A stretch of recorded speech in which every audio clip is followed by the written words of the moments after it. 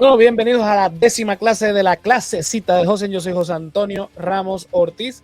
Por acá tenemos a Andrés Sanfeliu. Dímelo, Andrés, ¿qué está pasando? Que es la que aquí estoy ready con mi vaso de agua y mi Diet Coke.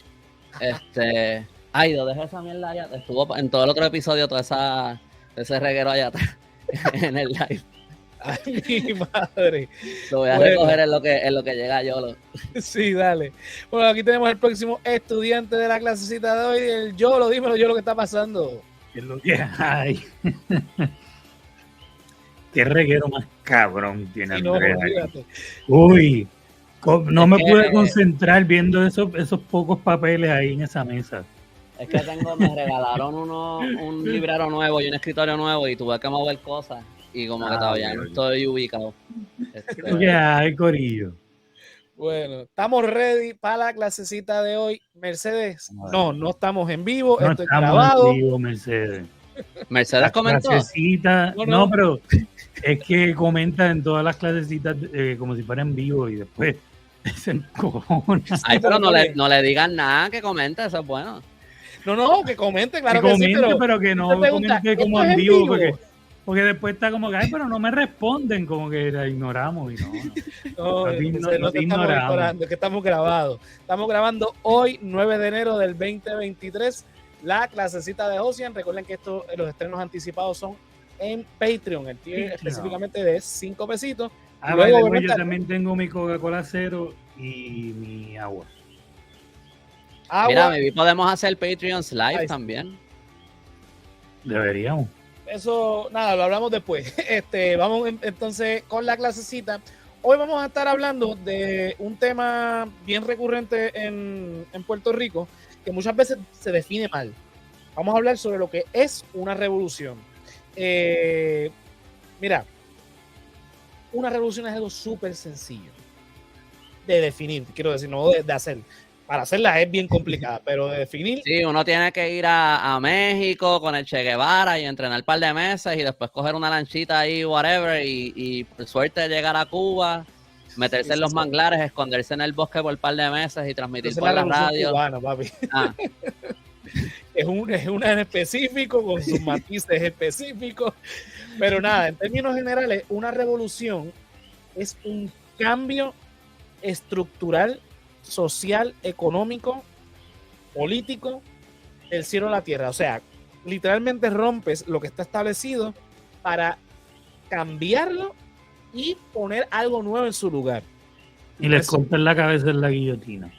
Esa es la Revolución Francesa. o sea, es un cambio radical, es un cambio que obviamente...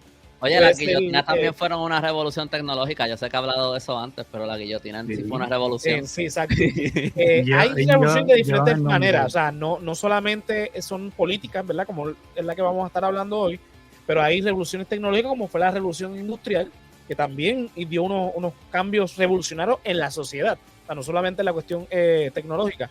Lo que menciona Andrés también es algo revolucionario porque tú estás cambiando totalmente cómo se hacía algo hacia algo, o sea, no hay vuelta atrás, es lo que significa esto. En el caso político, es cuando, ¿verdad? Ocurren cambios tan drásticos que se convierten en otra cosa. Por ejemplo, las guerras de independencia en América, empezando obviamente por la guerra de independencia de los Estados Unidos, que se le conoce como la Revolución Americana. Porque literalmente esas 13 colonias británicas se unen para cambiar ¿verdad? El sistema colonial inglés de uno monárquico por una república. En primer lugar era una confederación, pero eventualmente se convirtió en una federación, pero lo que hace es cambiar totalmente este concepto de la corona, o sea, cambian su estatus político por completo. Exactamente, o sea, salen del sistema colonial, pero no solamente salen del sistema colonial, es que salen del sistema colonial para crear uno nuevo, ¿verdad? Que no se había visto, por lo menos en esta época moderna. Por ejemplo, en el caso de México, cuando se independiza, pues literalmente lo que hacen es cambiar del monarca español al monarca mexicano. Eso obviamente cambia rápidamente y construyen eventualmente una república federal. Pero a donde quiero ir es un cambio que se da y de manera permanente. Digo eso porque, por ejemplo, hay grupos en Puerto Rico, específicamente los grupos independentistas, que insisten en llamarle a la insurrección nacionalista del 50 la revolución nacionalista del 50. La intención era una revolución, definitivamente, pero no se da. Cuando un intento de revolución se queda en eso, un intento, se le llama insurrección, porque es lo primero que ocurre, una insurrección. Realmente la oposición le va a llamar una revuelta, están revolteándose, qué sé yo, pues de manera despectiva le llaman revuelta. Por eso es que los PNP y los populares, en aquel primer instante, le llaman a esta insurrección la revuelta del nacionalista.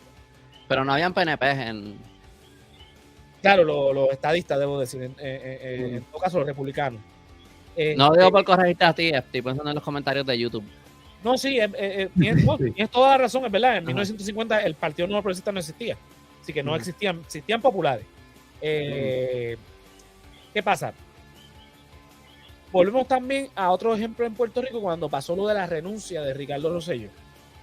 Que hubo unas protestas masivas y él terminó renunciando, obviamente. Porque le pasamos la carta de cesanteo. Pero el punto es que una revolución en Puerto Rico pacífica, no hubo ninguna revolución porque no se cambió la institución. Simplemente se forzó al gobernante a que renunciara a petición del pueblo, pero no hubo una revolución porque una revolución hubiese implicado un cambio de régimen. En Puerto Rico no hubo un cambio de régimen. O sea, simplemente no hubo un cambio ni siquiera de partido político. No, porque se implementó los mecanismos constitucionales donde entonces se elevó a la gobernación a Wanda Vázquez, que en ese entonces era la secretaria de Justicia. Se podría argumentar, y no sé si esto está correcto, me corría si estoy mal, pero igual yo no creo que esto es algo que se puede decir ahora, se diría a lo mejor en 15, 20 años, viendo a ver qué pasó después, pero a lo mejor se podría decir que hubo una revolución en pensamiento, socialmente, después de eso, pero yo no creo que ahora mismo podemos decir eso, yo creo que todavía hay que esperar. Hay que ver, tienes toda la razón, hay que ver, pero definitivamente sí hubo, o sea, eso no pasa solo, pero en términos de revolución política, ese hecho aislado no puede ser que eso sea uno de los síntomas que eventualmente desemboque en una revolución. No estoy diciendo que no, pero ese hecho aislado no implica una revolución. Una revolución podría ser, por ejemplo, como lo hemos estado mencionando, la Revolución Francesa, que es una de las revoluciones más importantes y más conocidas en la historia moderna, porque, como lo dijo Yolo, cogieron a los reyes y los decapitaron, pero no se quedó ahí. Es que derrocaron la monarquía y la sacaron e instauraron una república. O sea, cambiaron por completo la forma en que se iba a gobernar en Francia. El sistema lo cambiaron. Porque hasta ese momento se habían producido revoluciones, pero para cambiar un rey por otro. Por lo tanto, es una revuelta. Que es un golpe de Estado, no necesariamente una revolución. Un golpe de Estado puede desembocar en una revolución, pero no necesariamente. Porque si lo que está es cambiando un rey por otro o un dictador por otro. En esta revolución el pueblo se cansó, el pueblo estaba en su peor momento en la historia y dijo, no, nosotros ya sabemos que en otras partes del mundo se practica este otro sistema y no vamos a permitir que nos vuelvan a... De hecho, en el caso de la Revolución Francesa, no. O las repúblicas, aunque sí se tiene la idea de la República Romana, la realidad es que Estados Unidos y Francia son los primeros en crear esto de la República. Esta división. Bueno, ya estaba Estados Unidos cuando ocurre la Revolución Francesa. Claro, pero Estados Unidos no los quiso ayudar y les decían, pero los franceses nos ayudaron, y fue Jefferson que dijo, no, pero nos ayudó la monarquía y ¿de qué lado estamos nosotros? Exacto, porque empieza Estados Unidos, como bien dice Andrés. Estados Unidos logra su independencia en 1783 y la Revolución Francesa se da en 1789. Obviamente, en términos históricos, pues una detrás de la otra. Son bien cercanas. Son los que empiezan entonces, porque obviamente después viene la emancipación de Hispanoamérica, y entonces desemboca también en otras repúblicas en toda América. Haití también es cerquita de eso. Sí. De hecho, la revolución de Haití es mucho más significativa porque no solamente implicó la independencia, sino también la liberación. Bueno, realmente la revolución haitiana tiene que ver con la liberación de los esclavos que desembocó en una república independiente. O sea, estas tres revoluciones que son una detrás de la otra son bien importantes en la historia de la humanidad, no solamente de América, de la humanidad, en el caso de Francia, obviamente de Europa, porque cambian radicalmente. O sea, en el caso de Haití, pasa de ser un sistema esclavista a liberal de cantazo a todos los esclavos de esta colonia. Ahora, un país libre y soberano. Bueno, Entonces, ellos mismos se liberan. Claro, por eso es que es revolucionario, más que nada. Sí. Mira, podemos hablar, por ejemplo, el caso que estabas mencionando ahorita, Andrés, de un golpe de Estado.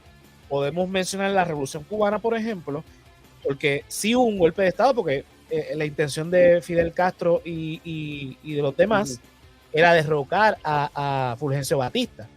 Pero eso no paró ahí, porque ellos entonces entran al poder y comienzan una revolución comunista. Cambian el sistema del gobierno totalmente. Cambian el sistema de gobierno, o sea, porque... Y sacan todos estos intereses americanos y la mafia y los ¿verdad? Sí, sacan todo lo que mucho del sistema económico que había antes, las figuras que habían. Claro, empiezan a nacionalizar las industrias americanas. Obviamente la mafia sale. Esto está bien retratado en la película de Godfather, la parte 2 específicamente. Hay una parte donde está el personaje de Al Pacino en La Habana y de repente ahí cuando llega los revolucionarios a La Habana y la toman. Entonces los mafiosos dicen, no te apures, que ahora este nuevo gobierno nosotros... Y de repente ellos están yéndose de Cuba porque el gobierno de Fidel Castro, obviamente, pues dice, no, aquí esto va a cambiar por completo y cambia por completo. Otra de los ejemplos más de que cambia en la historia es la Revolución Rusa. O sea, se cambia del sistema zarista a este sistema comunista. El sistema sadista. Zarista. Zares. Andrés, recógete a buen vivir. Cambia de verdad el sistema en este momento. Rusia es la Rusia imperial. Que prácticamente un zar es lo mismo que un rey. Un rey. Está el zar Nicolás II. Es César en ruso, como el César de. Ajá, exacto. Un rey. Es un emperador que era el imperio ruso. Eso es lo que. Pues cambia no solamente a un sistema comunista, sino convierte, ¿verdad?, todas estas repúblicas, aparte de Rusia, en una federación que conocemos como la Unión de Repúblicas Socialistas Soviéticas. Rusia es una de esas repúblicas soviéticas y un sinnúmero de otros países se unen a esta federación de repúblicas, se convierten en repúblicas soviéticas, Soviet. Obviamente cambia toda la dinámica sociopolítica y económica del país. Otra revolución también muy significativa es la Revolución Mexicana. Esta revolución que se da en México a principios del siglo XX. ¿Tuviste la ley de Herodes? Sí. Esto tiene que ver con la ley de Herodes. Eso es lo que iba a mencionar ahora. Ahí Mary se puede sentir que leí su comentario. Porque la Revolución Mexicana obviamente cambia. Tal vez ahí Mary está escribiendo si pensaba que estábamos en vivo. Como la ley de Herodes. Entonces tú dices eso y ella dice, por eso. Mercedes, no te están tripeando, no que va. Te queremos, Mercedes. Mira. No, de verdad que sí. En el caso de la Revolución Mexicana, había una dictadura y entonces la Revolución Mexicana obviamente saca esa dictadura y no solamente eso, la revolución implica en que cogen la constitución que está ahí en ese momento, la desechan, crean una nueva constitución que entiendo que es la que está vigente hasta el día de hoy.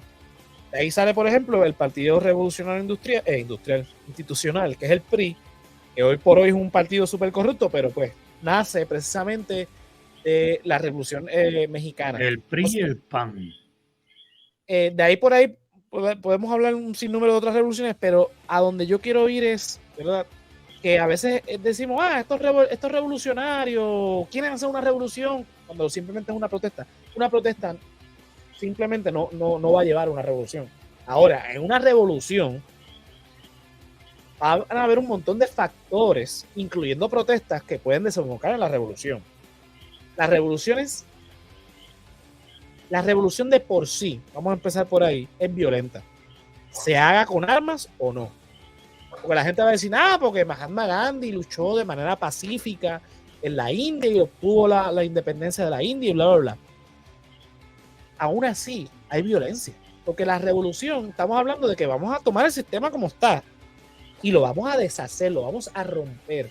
No es una reforma, por ejemplo, yo estaba viendo un video en YouTube. Pero también en India, que eso sale en la serie de Marvel. Miss Marvel. Miss Marvel. Ajá.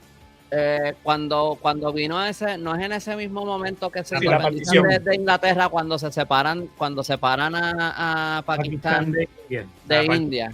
Y ahí hubo violencia, ¿no? Claro. Entre los musulmanes y estoy hablando, aquí sí que yo no sé, pero como que esto es como sí, algo lo que pasa es que la división principal de la famosa partición se da por también hubo otro país que mayormente.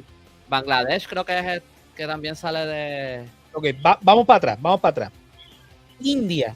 Lo que hoy conocemos hubo una violencia que se desató después. Claro, pero para llegar a esa violencia vamos a empezar desde el principio. Lo que hoy conocemos como India es... No sabía lo de Bangladesh, no me queda claro, pero... Porque en India hay lo que llaman Bengali. Creo que eso es de Bangladesh. No sé si fue en ese momento... Déjame chequear eso ya antes. Sigue hablando, voy a... Lo que conocemos hoy como India era lo que, comprendía antes, Pakistán también. También, o sea, la India es un país milenario que existe desde antes que los ingleses existieran. Inglaterra invade la India y ¿verdad? Coloniza la India en este tiempo del imperialismo del siglo XIX y toda esta cosa. Cuando se empieza esta lucha, esto usted lo puede ver bien en la película de Gandhi. A India, entre otros, ¿verdad? Pero el mejor ejemplo es ¿verdad? Que todo el mundo conoce esta película. Se ve cuando se logra, ¿verdad? Luego de esta lucha constante que logró y desembocó en la independencia de la India, Inglaterra le dice a Gandhi, bueno, la única condición que yo te tengo a ti es que entonces tenemos que separar a Pakistán por cuestión de etnia. Y el lado musulmán va a ser aparte, va a ser otro país. Y eso lo tomaron mal. Eso desembocó en mucha violencia porque obviamente tú estás partiendo a la mitad un país, estás poniendo una frontera donde antes no la había, por razones de etnia, por razones también religiosas, que no era lo que quería la India. O sea, Inglaterra le jugó ahí bien feo a los independentistas, se las hizo mal, para eso mismo, para provocar esa violencia. O sea, obviamente, pero ahí hubo también mano de los líderes religiosos.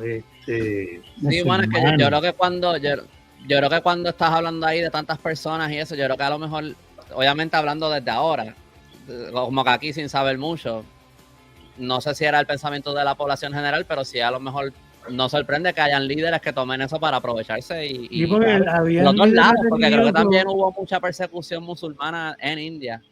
Sí, porque había muchos líderes religiosos musulmanes que aprovecharon esto para decir, o sea, meter mano con Inglaterra y decirle, nosotros necesitamos un espacio libre de acoso.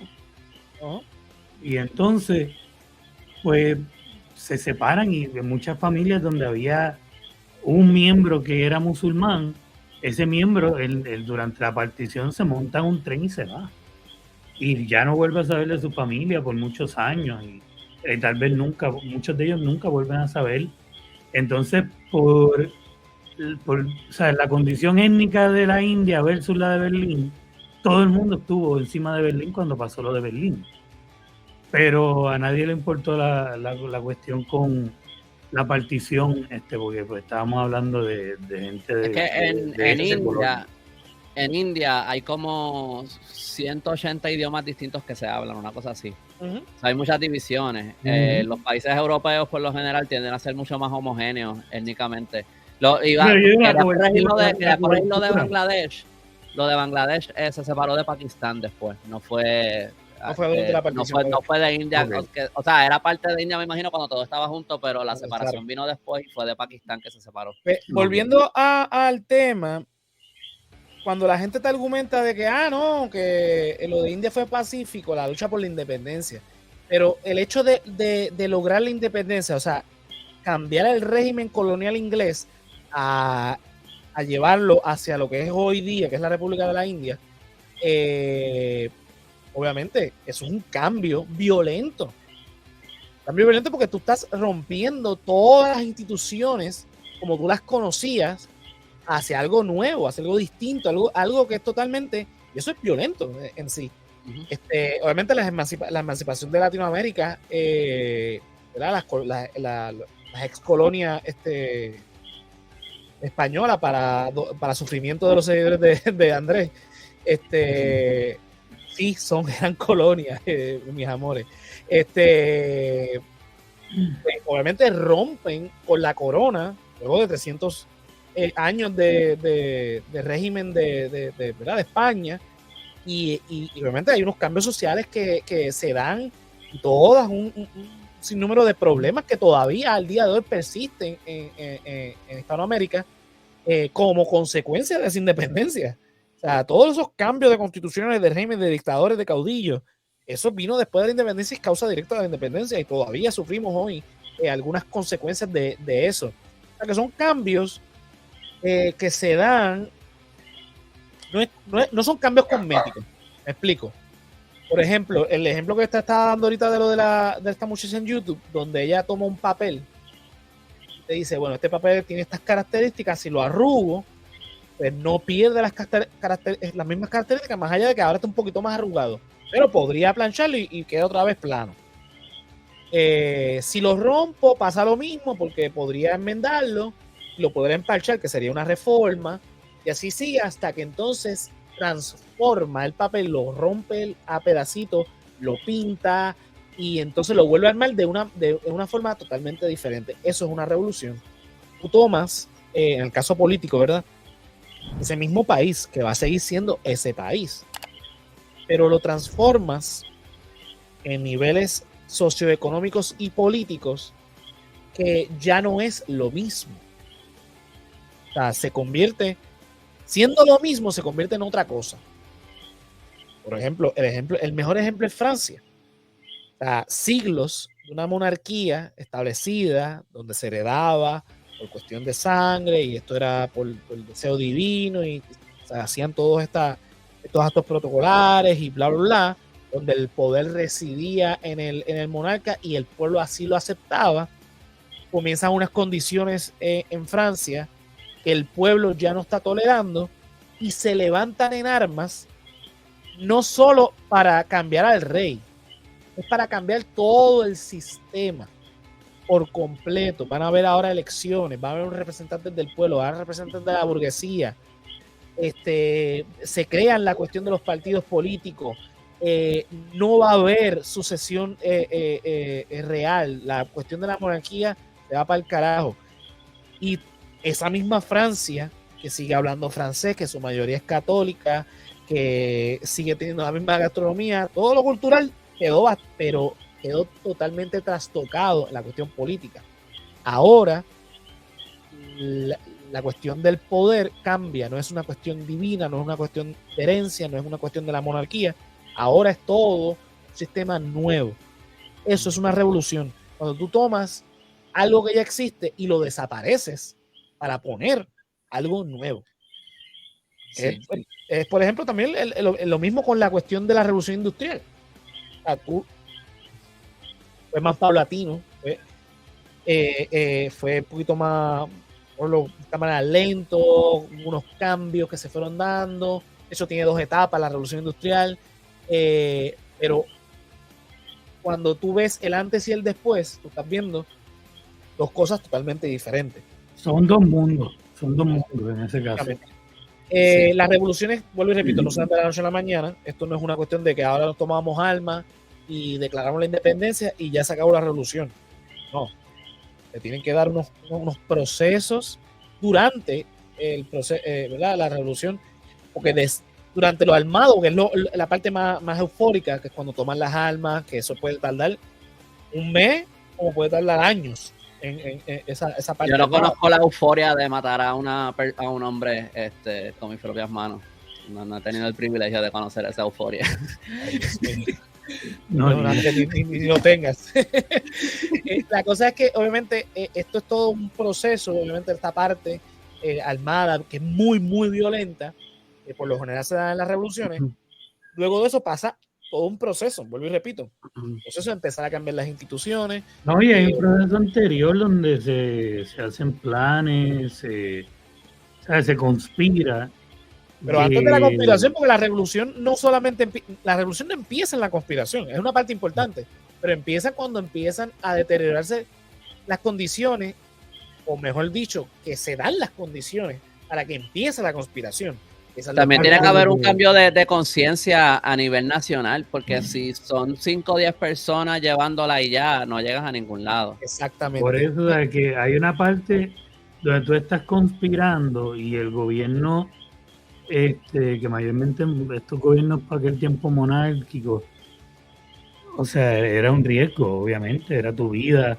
O sea, llevar a cabo una revolución no simplemente, o sea, no es un flush, como es un mob revolution, o sea, no es como que de momento todo el mundo sale random y o sea, era difícil, era una situación, no había Facebook para todo el mundo empezar un grupo y cuadrarlo. Claro, por ejemplo, en el caso de la revolución rusa, pues no se da de la noche a la mañana, empiezan a darse unas condiciones y empieza, como dice Andrés, a empezar a cambiar, porque se empiezan a dar grupos, no, que esto está mal, pero van a ver quiénes defiendan, pero entonces empiezan a pasar otras cosas en donde ya están viendo menos diferencia y están viendo más puntos en común, entonces todos esos grupos, se empiezan como que a alinear, se empiezan, ok, espérate, no pensamos totalmente lo mismo, pero hay cosas en común que podemos ver, y entonces empieza la rebelión.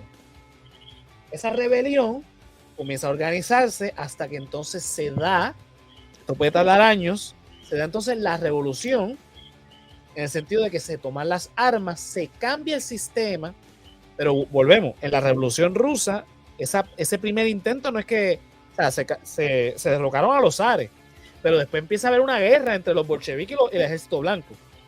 Y entonces, luego que se haga esa dinámica, es que entonces empieza el cambio del Imperio Ruso hacia la Unión de Repúblicas Socialistas Soviéticas, ¿verdad? O sea que es un proceso que va a tener muchos pasos, va a tener mucho tiempo, no es de la noche a la mañana.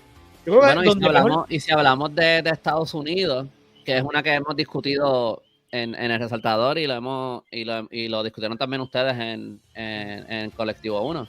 Sí, eso empezó solamente pidiendo una reforma y estando ya en meses o no sé si ya llevaban un año de batalla, es que de repente empiezan a pensar en independencia, y si recuerdo bien hubo un cambio en la conciencia de la gente mucho, como que antes de que estuviera Washington y ellos pensando en independencia. Claro. Porque fue un proceso durante esa rebelión que se estaba llevando a cabo, cuando dicen, oye, vamos a ser independientes. Hay un proceso que se lleva a cabo. Esa es la rebelión. Cuando entonces ahí se está dando la rebelión, y entonces todo el mundo dice, espérate un momento, esto deberíamos cambiarlo, porque evidentemente estamos luchando por algo. Subiendo taxes. Nosotros estamos haciendo todo el trabajo aquí.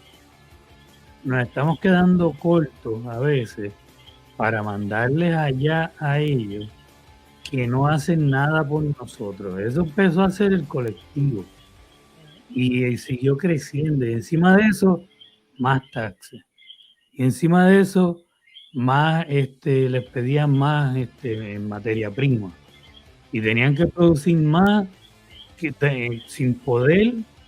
Entonces, a la misma vez eso hacía que no se pudieran expandir más, por lo tanto no podían crecer más los campos ni reclamar terrenos nuevos, estaban estancados en lo mismo, mientras que el gobierno seguía desde la distancia, solamente pide.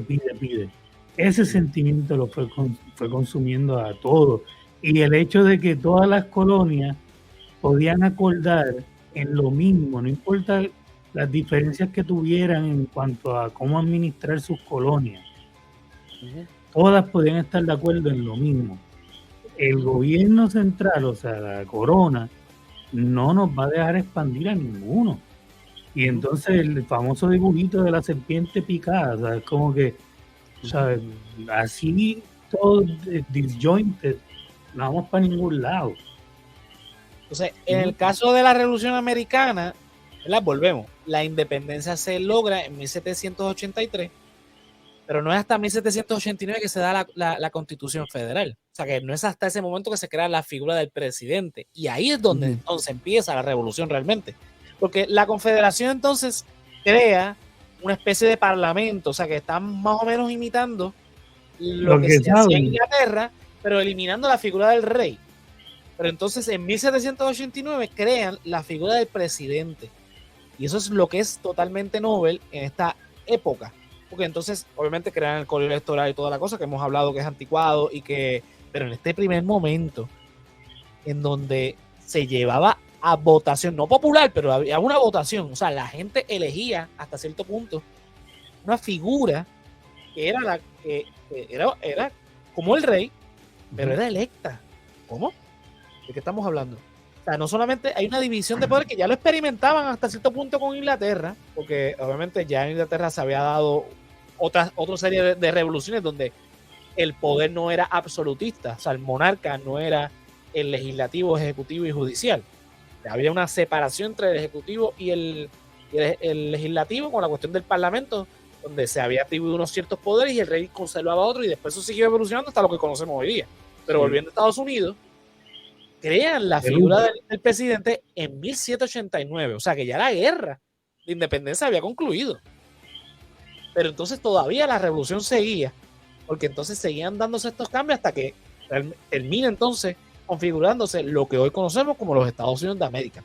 Es lo mismo que pasa con las emancipaciones de América Latina, que empiezan en 1810 y hasta los 20 y tantos, es que muchas de ellas logran su independencia, pero después de eso pasan otros procesos, ¿verdad? Con las constituciones, algunos quedaron, ¿verdad? En el caso de México y de Brasil, que en primera instancia se convirtieron en monarquía. Luego, eventualmente en república, algunas pues siguieron otros cambios porque hubo muchas guerras. En Latinoamérica, todos los países de Latinoamérica han tenido como 5, 6, 7, 8 constituciones. Todas ellas. Porque cada vez que había un cambio de dictador o un cambio de un caudillo o algo, le dicen, vamos a redactar otra constitución. Que también implica hasta cierto punto un tipo de revolución porque estás cambiando otra vez el sistema. Pero en resumidas cuentas, ¿verdad? Lo que estamos viendo es que una revolución no es un proceso corto, un proceso largo, tedioso, violento. Todo el proceso es violento. Hay un momento donde la violencia es armada, una violencia física. Después los cambios violentos que vemos son ya estructurales y sistemáticos, ¿verdad? Porque a la que cambia el sistema político, empieza a haber unos cambios en el sistema social, evidentemente. Se crean unas nuevas clases sociales ¿verdad? En valga la redundancia, en la sociedad. ¿Verdad? Se crea la burguesía, se crea todas estas otras clases sociales. Y que en revoluciones, de nuevo, como la francesa, la cubana, las clases sociales cambian violentamente. De momento el que era rico, de momento pierde todo, y el que era pobre, extremadamente pobre, pues el gobierno se redistribuye para darle un canto de tierra mínimo para que pongan una choza, aunque sea con tablones. ¿No? O sea, que cambia dramáticamente. En el caso de la Revolución Francesa, es que ellos decapitaron a un cojón de nobles, no fue solamente a los reyes. Ellos decapitaron a medio mundo. La nobleza es desplazada como poder político. Fue como que, no sé si toda la élite, pero gran parte de la élite en ese momento la élite era la nobleza. La nobleza es totalmente desplazada por la burguesía. Ahora la burguesía que eran básicamente... Pero me imagino que habían como que comerciantes ricos. Esa es la burguesía. Ajá, pues, eso no es la burguesía. La burguesía ahora es la que entonces se trepa como la clase dominante política. Entonces, las otras clases empiezan a tener un poder político, ¿verdad? Porque no es que existe la democracia ahora, como la conocemos hoy día, pero empieza a haber un poder del pueblo. En el caso de la Revolución Cubana, que es una revolución comunista, específicamente marxista, pero si no me equivoco, en Cuba el comunismo viene un poquito, como que en el momento de la revolución como tal, no necesariamente están tanto pensando en comunismo. O sea, yo sé que habían algunos de ellos que eran comunistas, pero el comunismo viene después de la... Viene después, por eso, como expliqué ahorita, lo primero es un golpe de Estado. Después que entonces empiezan a traer los elementos de la revolución marxista. En el caso de Cuba, pues obviamente hay unos factores bien diferentes, o que empiezan a llamarle... Por lo que el pueblo inicialmente apoya a Fidel es por la promesa de que todo el mundo iba a tener un espacio. O sea, que tal vez no está declarado comunista, pero el pensamiento que le está llevando a la gente es un pensamiento comunista, que no lo implementa de buenas a primeras, pero lo termina implementando en el sentido de que en este caso a toda la gente esta de su super building, super edificio, los burgueses. En este caso, como una revolución comunista, los burgueses son desplazados porque desplazados no, eliminados, porque la burguesía no tiene lugar en el comunismo, específicamente en el marxismo. Ya ahí voy a entrar en otros temas, que eso lo podemos dar para otra clase, pero básicamente se rompió ese esquema social que se tenía, que era un sistema, ¿verdad? Burgués de capitalismo, a uno realmente diferente y ajeno a lo que se conocía. Yo tengo una pregunta. Bueno, termina, sorry. Y no, me puedes decir, ya había terminado el argumento. Es que lo empecé a decir ahorita, pero como que nos desviamos y como que se me... Ok. Cuando estamos hablando, que esto era lo que estaba diciendo ahorita, un golpe de Estado. Ajá. Que puede ser, porque yo sé que pasa a veces, no puedo pensar en un ejemplo concreto ahora de un lugar donde pasó así, pero como que, donde es como que hay un general que coge al ejército y va y derrocan al dictador que hay en el país y ellos se establecen como el nuevo dictador. Pinochet. ¿Verdad? Y... Pinochet no derrocó a un dictador. Exacto. Okay. Ahí, como que, pero bueno, a lo mejor va por la misma línea, a lo mejor a lo que voy a decir al final, pero como que no sé, porque yo no me sé, me da vergüenza admitirlo, ¿verdad? Mi papá es chileno, pero yo no me sé la historia de Chile muy bien. Pero como que pero nada, el punto es que, ok, derrocan al gobierno que estaban antes, pero básicamente de nuevo lo que hay es una dictadura, un régimen absolutista. Pero a lo mejor ellos también vienen y establecen una constitución nueva. De nuevo, esto es un ejemplo imaginario. Pero esto fue simplemente el general y el ejército vinieron y tumbaron el gobierno y se establecieron ellos, pusieron una constitución nueva. ¿Eso se consideraría como una revolución cuando en verdad no hay un cambio sistémico y el pueblo no tuvo nada que ver? O para que sea una revolución, en verdad estamos hablando de que hay un cambio social en términos también de la mentalidad de la gente, la conciencia de la gente, donde ellos entonces están asumiendo algún tipo de poder. O cualquier cambio drástico en la administración del país se considera una revolución. Si hay un dictador, viene este general, porque en vela, porque pasó mucho en Latinoamérica, en vela de proteger la Constitución, nosotros, el ejército, estábamos llamados a proteger la Constitución, vamos a sacar a este dictador, y lo sacan y instauran a este otro dictador.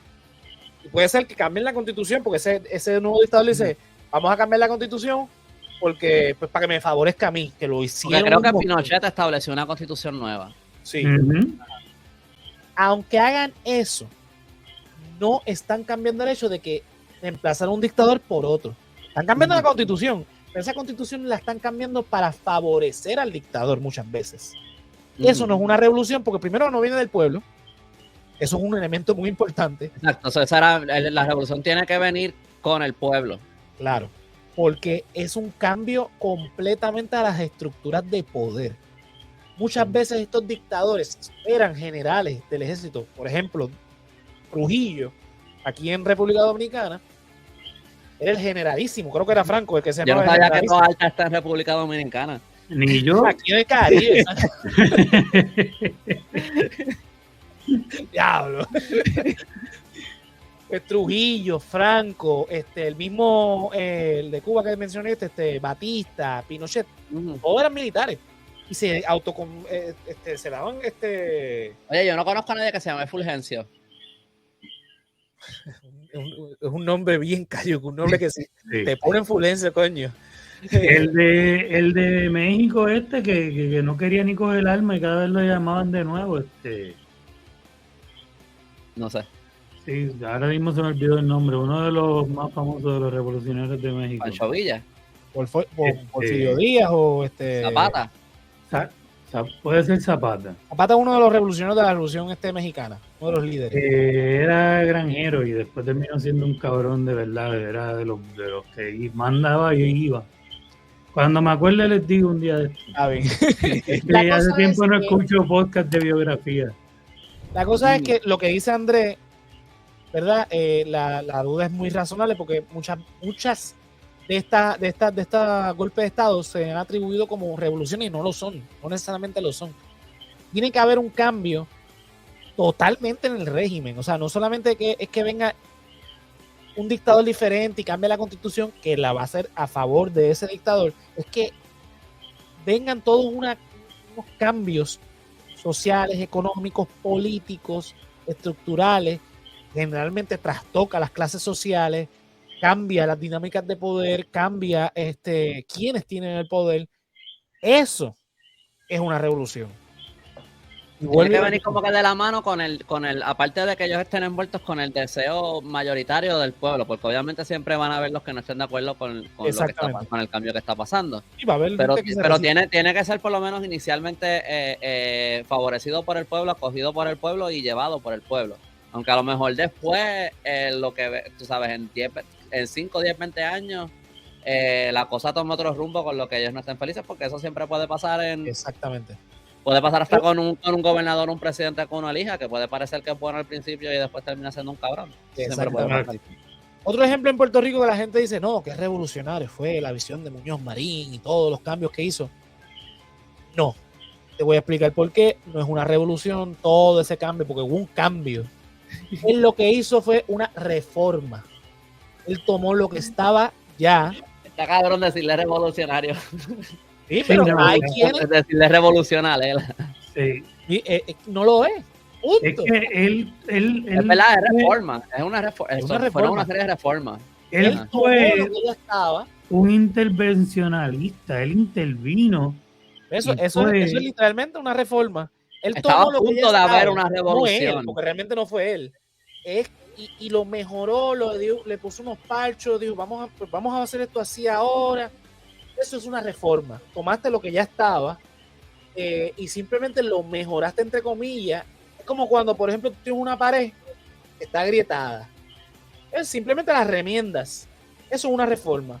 Ahora, si tomas esa pared, la tumbas y haces una nueva, eso es una revolución. Este es como el ejemplo del papel que diste ahorita. Exactamente, lo mismo. Si yo simplemente, pues, está agrietada o la mitad de la pared, y le pongo más bloque y la arreglo aquí, la pinto, le pongo una decoración nueva con madera y se ve bien chévere, es una reforma. Tú reformaste lo que está todavía de pie. Es como remodelar una casa.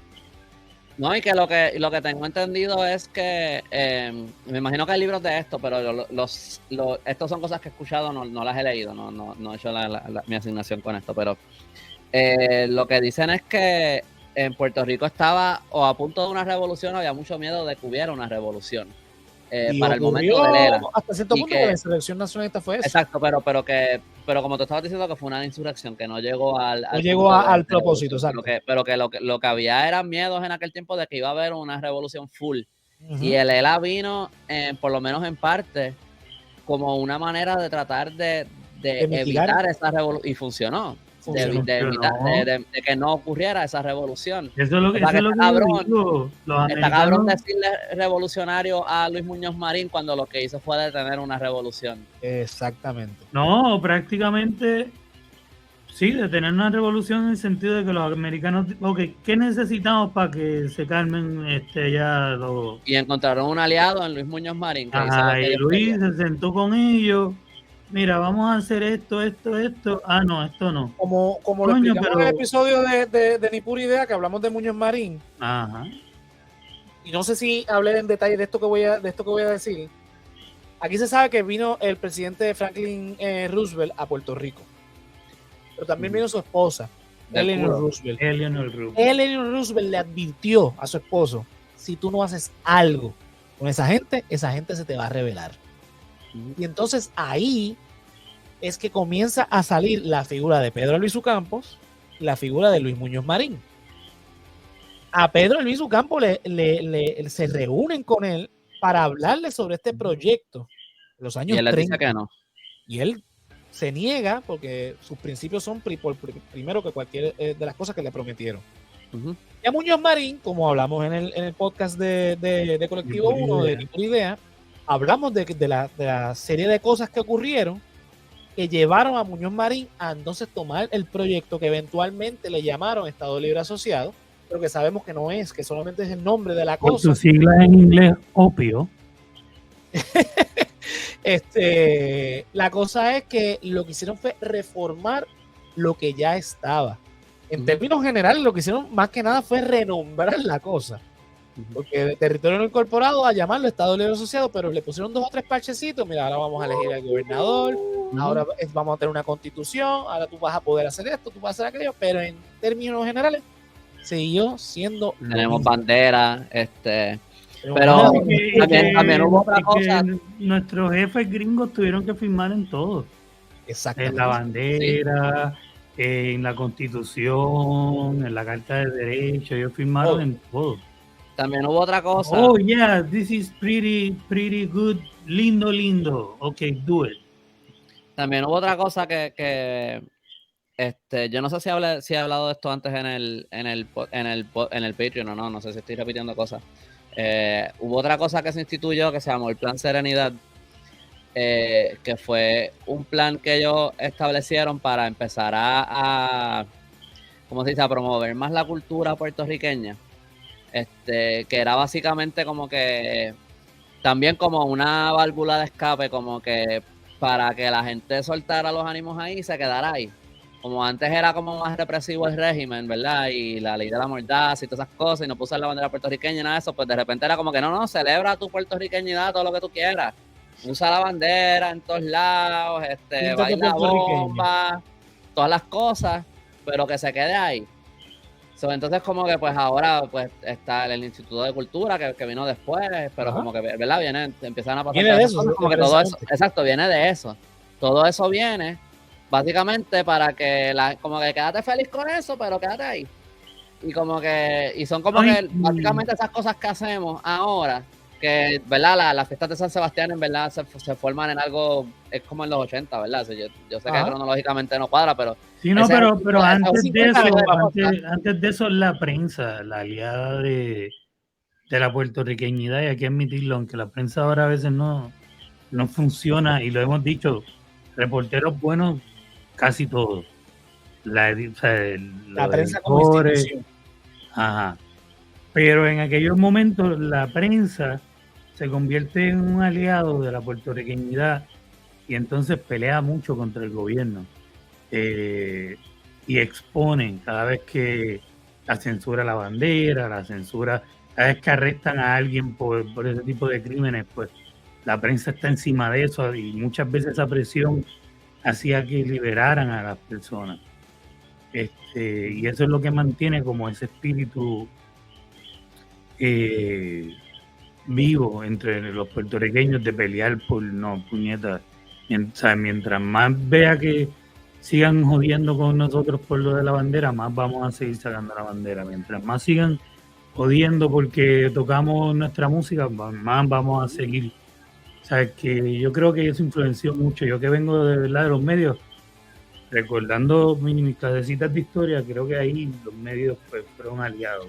Sí, pero a lo que voy es que estas fueron cosas que el tipo que instituyó, que manejó eso del Plan Serenidad, se me olvidó el nombre ahora, creo que era, no sé apellido, no sé si era Dávila de apellido, no me acuerdo ahora, mejor no debería ni decirlo porque no me acuerdo el apellido. Él fue el que como que lo manejó y todo. Esto fue algo real que se hizo, y como que ya ahora mismo básicamente en lo que se ha convertido es que hacemos lo que la metrópoli nos dio permiso de hacer.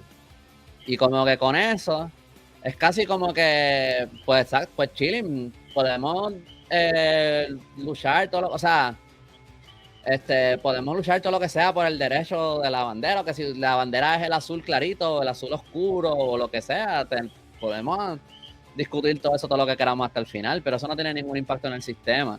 Y lo que hicieron fue que se instituyeron unos sistemas en sitio, básicamente para prevenir que se hiciera una revolución. ¿Y qué es lo que ha pasado en la conciencia del pueblo, más allá de esto que estoy hablando? Es que la gente lo que se cree es que como que aquí en verdad la gente nunca ha tenido ningún espíritu de lucha ni nada, porque mira, unos loquitos por aquí que hicieron el grito del Ares y no llegó a nada y no pasó más nada. Eso es lo que se cree. Pero no se habla de esos sistemas que se pusieron en sitio, especialmente después de la revolución, de la insurrección del 50, que de esa ni se habla. Ahora se habla más. Antes no se hablaba. Sí, o sea, hace 10 años yo no sabía que eso había existido. Exacto. Como que se instituyeron muchos sistemas para prevenir que la gente hiciera eso. Y por un lado, mira, es bueno porque, es bueno que ahora se nos permite hacer cosas que antes no, por lo que antes te podían arrestar, carpetear, matar, lo que sea, pero como que pero en verdad a favor de ellos. Pero está cabrón que necesitamos que nos den permiso para poder hacerlo. Y también estaba pensando esto en estos días. ¿Sabes algo que yo he escrito mucho de las encomiendas de los taínos, ese tipo de cosas? Las leyes de Burgos. Las leyes de Burgos básicamente son como que una legislación. Ok, la gente habla como que fueron unas protecciones para los indígenas, qué sé yo, todo, pero en verdad es una legislación para decir, mira, oblígalos a trabajar y sigue estas reglas. Es como que la legislación, la estructura. Como lo que pasó en Estados Unidos prácticamente. Pero a lo que voy es que todo eso que vino de Lela para acá es básicamente como esta estructura legal para una colonia, ¿entiendes? Como que no es... Ok, hay ciertos privilegios, ciertos permisos que nos dan, pero en verdad lo que están es como que... ¿cómo lo digo? No es que... antes podían tener la colonia, ¿verdad? Porque la tenían, pero es como que legalizar la colonia, ¿entiendes? Como que que antes estaba la ley Jones y todo eso, yo sé que esto es legitimizar moralmente la colonia. Exacto. Poder explicar ante el mundo cómo tienen una colonia, pero no tienen una colonia. No, y para nosotros también. Ahí es que vino esto. Cuando en Puerto Rico se da esto del Estado Libre Asociado y esta mierda, la gente no ve fuera de Puerto Rico el contexto a nivel mundial. Estaba criticando a todos los países, la ONU estaba en un proceso, si es que se llamaba ya la ONU, estaba en un proceso de descolonizar al mundo.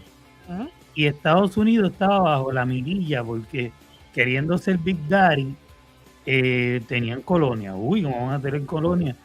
Y ahí es que Estados Unidos dice, ¿cómo carajo yo le quito el sello de colonia a Puerto Rico? Y eso tiene más poblada. Ajá.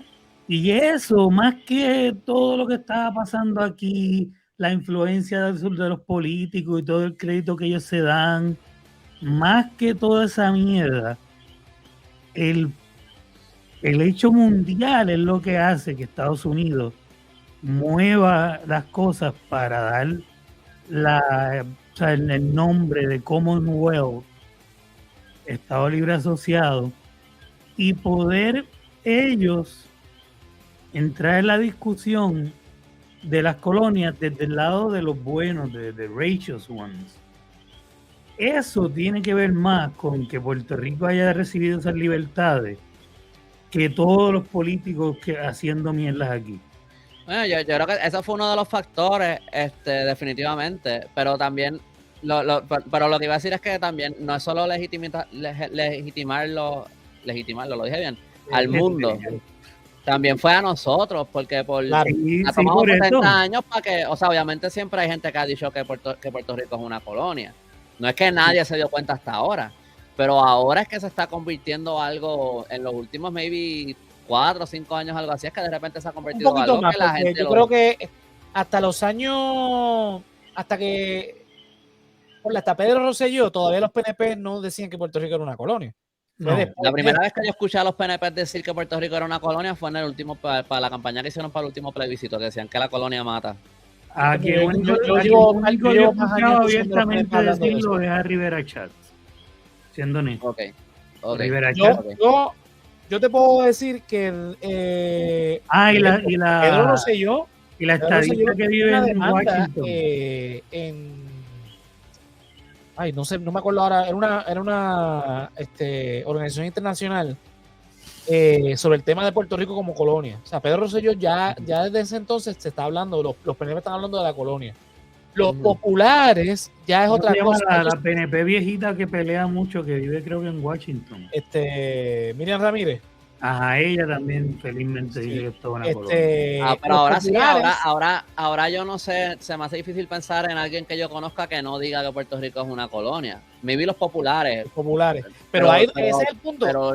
Lo que sí es nuevo es escuchar a populares diciendo que Puerto Rico es una colonia.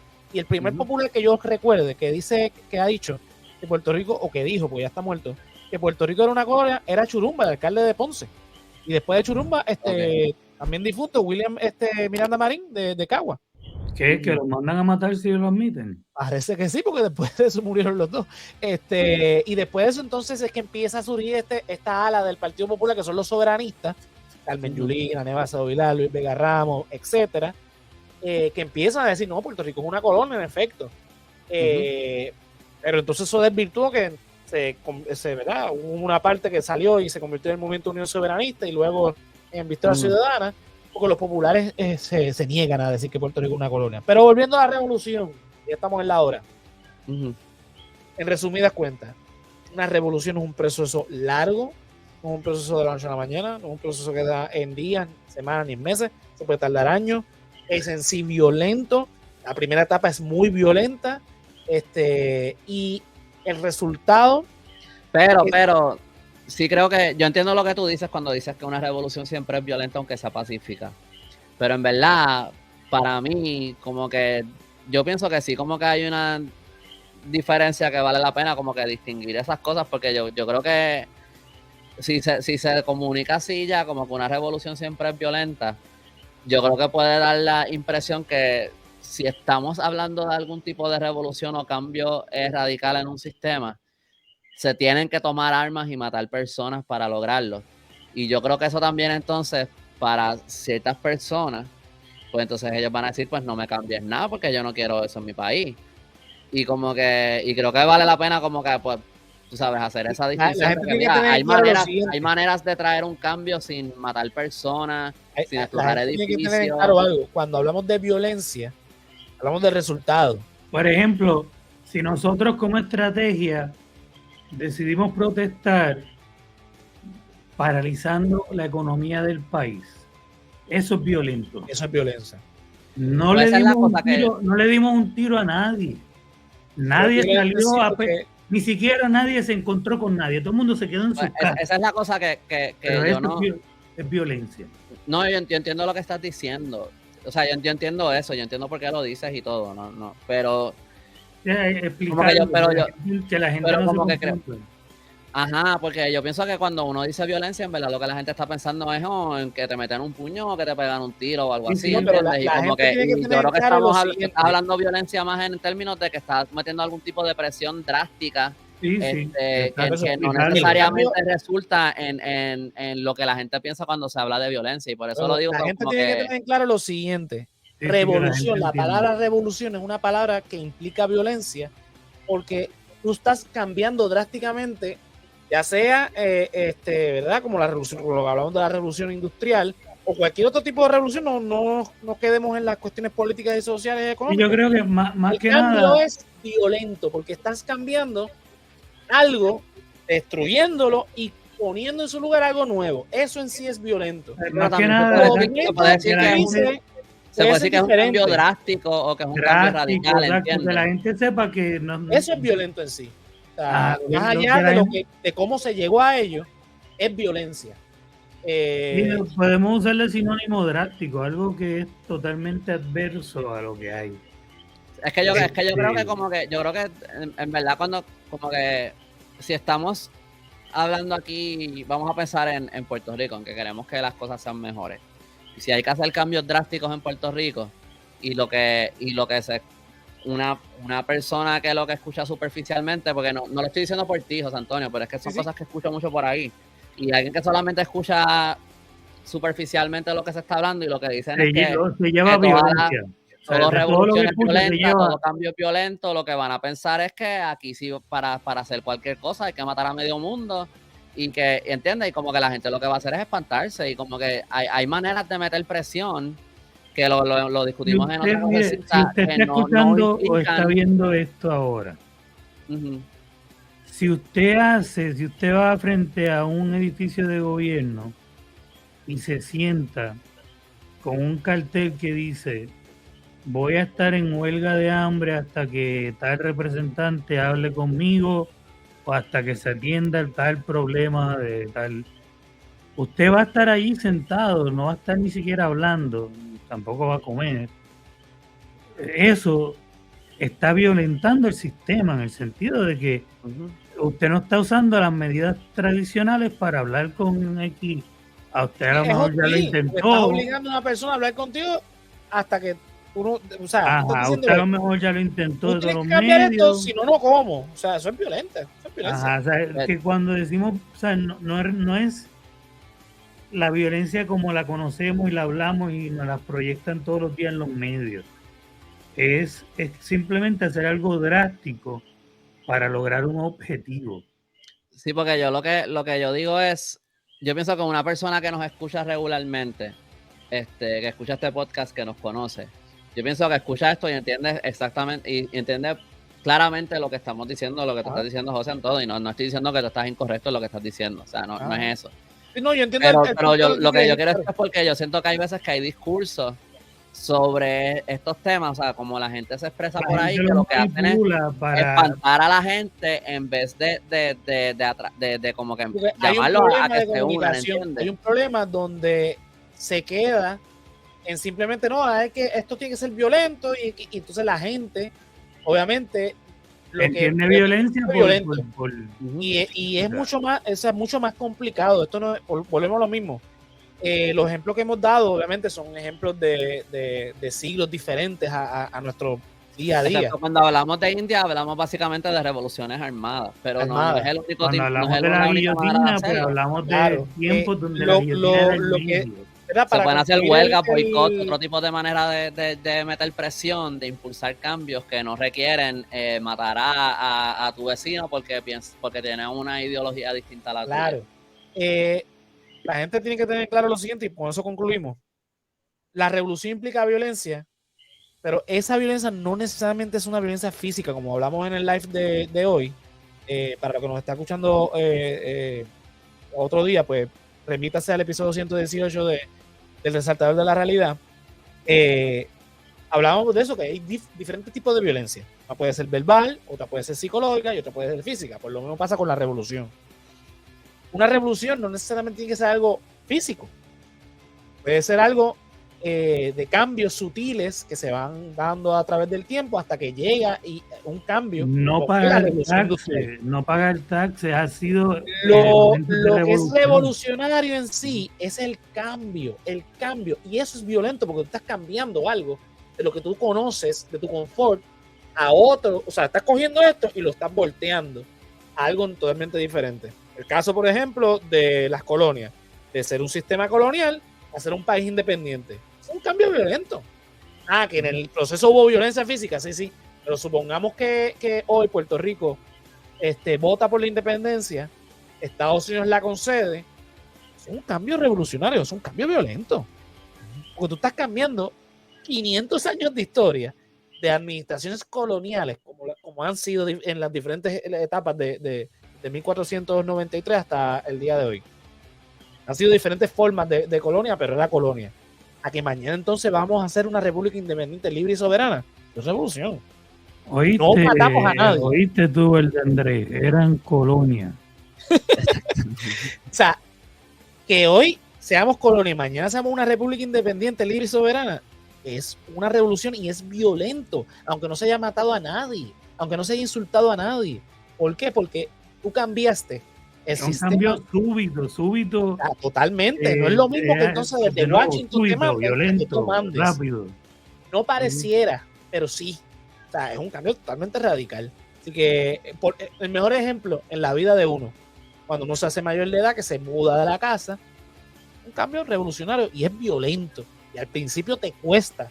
Te cuesta porque tienes que pagar todos tus empiezas a ver unos cambios, tú tienes que velar por ti, o sea, no tienes la seguridad de tu casa, no tienes la seguridad de que te puedan brindar a tus figuras paternas, quienes sean.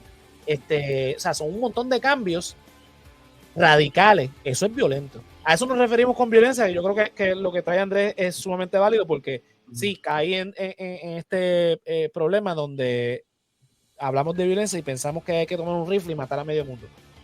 O sea, aunque los ejemplos que dimos pasa eso, una revolución puede ser eso mismo que acabé de mencionar, con un ejemplo súper sencillo. En la vida de cualquier ser humano, cuando se independiza de sus padres y se va a vivir solo. También es relativo porque también es violento como el Estado nos trata. Eso también es, tú sabes, eso también es relativo ver violencia contra violencia. O sea, y vamos a hablar de violencia. Si miras, por ejemplo, el movimiento de los derechos civiles en Estados Unidos, que fue pacífico, ¿verdad?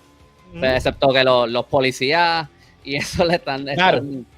Hay violencia, pero del lado del Estado hacia el Estado, porque y obviamente los violentos están buscando eso, están buscando que el Estado reaccione, porque cuando se hace una protesta pacífica es buscando la reacción. Pero ya había violencia antes, porque ya los estaban colgando de árboles y quemándoles las casas y todas las cosas, o sea que la violencia ellos la estaban viviendo y la continuaron viviendo después cuando vino el cambio, pero el manifestante en sí no hizo un acto de violencia física, como tú le llamas. Ellos estaban buscando provocar la violencia para eso mismo, para verse ante la gente. Mira, esta gente nos colgaron, nos mataban, nos perseguían, nosotros estamos haciendo esto de manera pacífica y aún así nos siguen atacando. O sea, que están buscando la violencia no para ellos ser los violentos, sino para demostrar un punto. Pero nada, vámonos con eso. Lo primero que nosotros experimentamos en la vida es un acto violento. Nacer es un acto violento, es una experiencia violenta para el bebé. Está saliendo de la comodidad que conoce y está pasando un estrés cabrón. O sea que siempre estamos expuestos. Otro buen ejemplo. Bueno, nada, vámonos. Yolo, ¿a ti dónde te podemos conseguir? Pues como siempre, JOLOWX en Facebook, en Instagram, en TikTok, perdón. Y Canal Colectivo 1 en YouTube, en Facebook, en Twitter, en TikTok, en todos lados. ¿Estás en Twitch o no? Sí, también estoy en Twitch. Ok. Los martes estamos en Caliente con Sarilú a las 9 por Canal Colectivo 1 en YouTube. Y después aquí la escuchen podcast. Los miércoles cambiamos a miércoles, Expediente Mortal, a las 9 en Canal Colectivo 1, donde quiera escuchen podcast. Y Ni Pura Idea los viernes 9 en Canal Colectivo 1 y donde quiera escuchen podcast. Dímelo, Andrés. A mí me pueden encontrar en elcallito.com, ahí pueden encontrar mis artículos de historia de Puerto Rico, también pueden encontrar los enlaces para comprar mis libros Ramitas y Mangles y mi tienda online donde pueden conseguir gorras, t-shirts y posters. Me pueden encontrar en Instagram, en Facebook, en Twitter ahora, en TikTok, en YouTube como El Callito, en Twitter es El Callito PR y en Instagram es el_Callito, en todo lo otro es El Callito y ya, normal. Y nada, y en YouTube pues subo videos de historia de Puerto Rico y en las redes sociales también siempre estoy subiendo contenido de historia de Puerto Rico, así que no. Zumba. Mira, a mí me pueden conseguir en todas las redes sociales como José Antonio RO91, Facebook, Twitter e Instagram. El Resaltador de la Realidad en vivo todos los lunes a las 9 de la noche por Facebook, Twitch y YouTube, y luego donde quiera que escuchen podcast al Resaltador Geek en los mismos canales en Facebook, Twitch y YouTube los jueves en vivo a las 8 y luego donde quiera que escuchen podcast. Las redes sociales de Resaltador Geek en YouTube, en Instagram y en Facebook como Resaltador Geek. La clasecita de Josian, estrenos anticipados en Patreon y luego donde quiera que escuchen podcast, incluyendo YouTube. El Politólogo que Cocina también, estrenos anticipados en Patreon y luego en YouTube. Para apoyarnos en patreon.com/El Resaltador de la Realidad, te unes al corillo de Keila Joan, Melissa Meléndez, Ricardo Torres, Mercedes Nieves, Andrés Sanfeliu, Joel López, José Ramos, Gerardo Monge, José Ramos Vega, Néstor Soto y Yulisa Contreras. Otra forma de apoyarnos es en la tiendita en www.elresaltadordelarealidad.com. Clicas en tienda y te lleva los diseños de El Callito, El Hombre Lobo y este servidor. Mira, tenemos camisas, mousepad, stickers, gorra, tazas, cartera, de todo un poco. Y por supuesto, la manera gratuita de, pues ya que ahorita Andrés me corrigió, la manera gratuita de apoyarnos es dándole like, suscribiéndote y compartiendo nuestro contenido en YouTube, Facebook, Twitter, Instagram y en TikTok. También en www.elresaltadordelarealidad.com. Señores, esta ha sido la 10ª clase de la clasecita de Josian. Nos vemos entonces en el próximo mes. Bye. Nos vemos.